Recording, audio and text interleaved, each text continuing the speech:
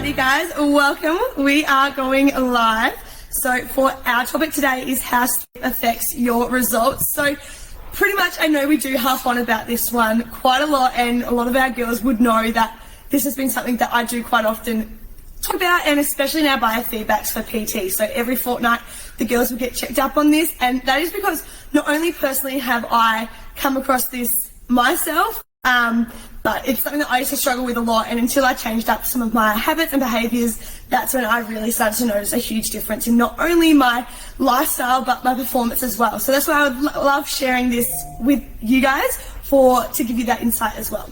But first of all, I know it's the classic cliche, like, it's fine, I'll just sleep when I'm dead kind of thing, but it's so important for your quality of life to have this good sleep quality and to be getting some sort of sleep. So hear us out. I know we do harp on it a little bit, but there are some reasons, and here are just 6 of a few of the reasons that your sleep could be affecting your performance, and here is why. So, first of all, sleep does affect your hunger hormones. Now you have 2 of them, and they are leptin and ghrelin. Now, big words it sounds like, but pretty much leptin is your satiety hormone. So that's when you feel full, you feel satisfied after a meal, and in between other meals as well. And then ghrelin is your hunger hormone. So that's like giving you those cues of being like, okay, I'm hungry, time to eat, or, you know, is it lunchtime, is it dinner time, and that sort of stuff.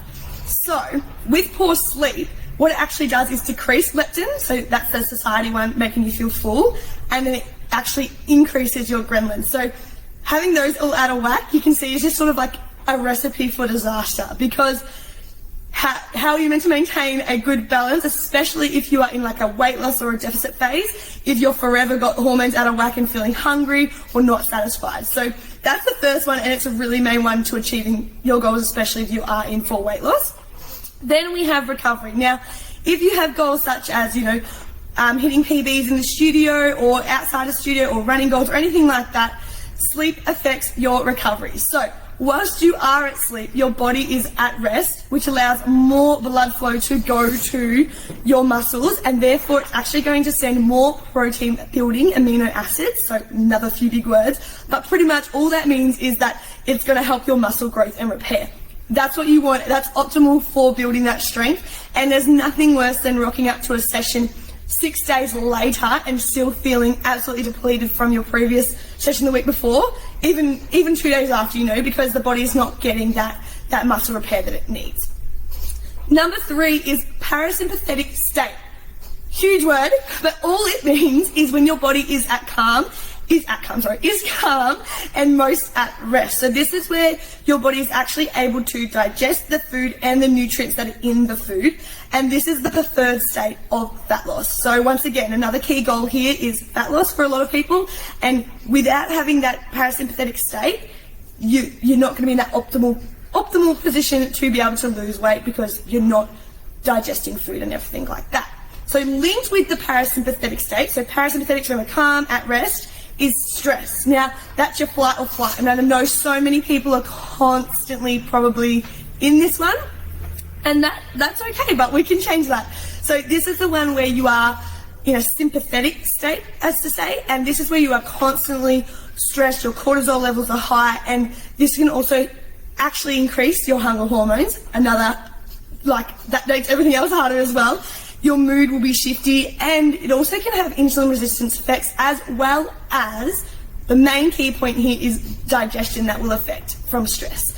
So on digestion, pretty much sleep and digestion go hand in hand. So the lack of adequate sleep will lead to poor or little digestion. Now, that's going to leave you feeling bloated, that's going to leave inflammation, that's going to also give you stomach pains or some food sensitivities as well. Now, I bet you've all had the night where you've, like, you know, you had 4 hours sleep or 3 hours sleep or something, you've woken up and you've literally felt like you've just had a huge hangover, but you didn't even drink, and you haven't drank at all. But that's most likely, I can guarantee you almost, that that's probably from the fact that your body has been unable to digest any of the food or the nutrients that it's gone through, and you've just woken up feeling absolutely cruddy. So that is definitely another way, another effect of having poor sleep. And I can guarantee I will know if I've had only 4 or so hours sleep, because my food from the night before has not digested, and I wake up feeling cruddy and bloated and like before I've even started the day. So sleep plays a huge impact on that as well.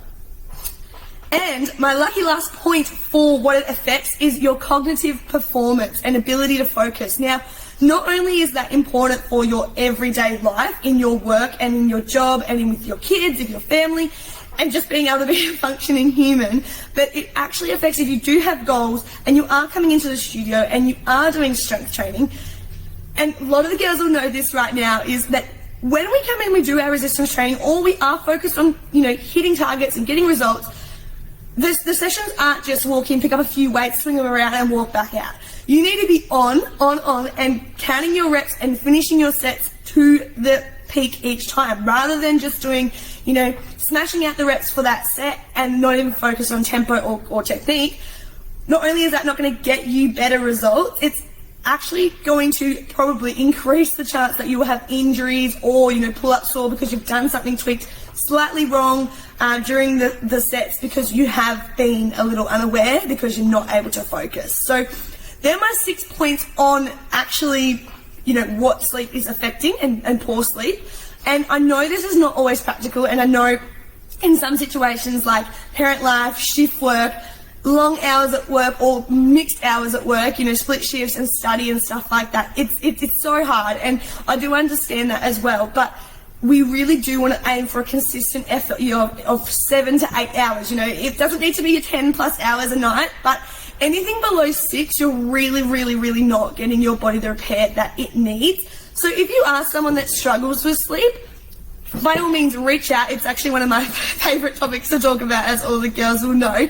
But I do have some top tips that I'm just going to quickly run through for you. So pretty much, number one is if you're able to, and your job or your life doesn't get affected by this, set a bedtime and a wake up time that is the same every day. So this gets you into a bit of that circadian rhythm, and circadian rhythm is also by external factors, being like the daylight and nighttime, that will change the body within a 24-hour period and prompt us to go to sleep during that time. But which once again is super hard for shift workers and anyone like that. It can be a struggle, but it's going to help you with your sleeping and waking patterns. So that is also a really key important one if you can do that. Number 2 is no blue light or phones and minimal screen time before bed. Now, I am not going to say I'm not guilty for this, because I am 100% guilty of being on my phone the second before I fall asleep, or falling asleep with the phone in my hand. So I know this one can be really hard, but it's actually going to be impacting the circadian rhythm of your body, because it cannot tell the difference between if that means it's daylight and not time to sleep, or if it's dark and it is time to sleep. So by doing that, the body is then not actually able to produce as much or any melatonin to give you that sleepy. So melatonin is the sleepy hormone. It's like, yep, we're ready to sleep. So you won't be able to actually produce any of that. Then my third tips, now these ones are just like willy-nilly, like what might help you, and you could try different things and might be possible, is have a shower with the lights off and a candle or a small nightlight if you can. From the moment you're ready to calm down, having that sensory will just help calm that body down before you head into bed. Turn all lights off. Number 4 is to turn all lights off in any of the main rooms, and try and just have minimal light going on for the hour before bedtime if you can. And then number 5 is to read a book or just listen to a meditation before bed rather than being on your phone. Once again, guilty as charged, but sometimes just trying to make those small little things will definitely help. And the last one is, if you are interested in something you would looking towards, is you could invest in some supplements such as magnesium or melatonin, but that is also a huge another topic to come as well, which we could, if you need any advice on that, feel free to reach out, but it's definitely something that is not just willy-nilly handed out. But that's pretty much sleep and the importance of sleep and why we do need to be getting adequate sleep. And it's not just time, but the quality of sleep. So that's why doing all those things will keep you in that, longer phase of a deep sleep. And that's what we want to be having. So if you guys do have any more questions on sleep, or if you have any questions at all that you would love for us to touch touch base on, then just comment below or reach out, send us a DM.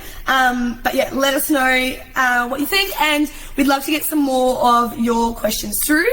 But next week, Ash will be doing a live on how to increase your protein intake. So that is one definitely not to be missed, especially for our PT girls and all our members, and if you're not a member as well. But yeah, these lives we hope to really start to give you guys some more informative stuff towards your goals to help you. So yeah, reach out if you would like any extra info, and yeah, happy Tuesday!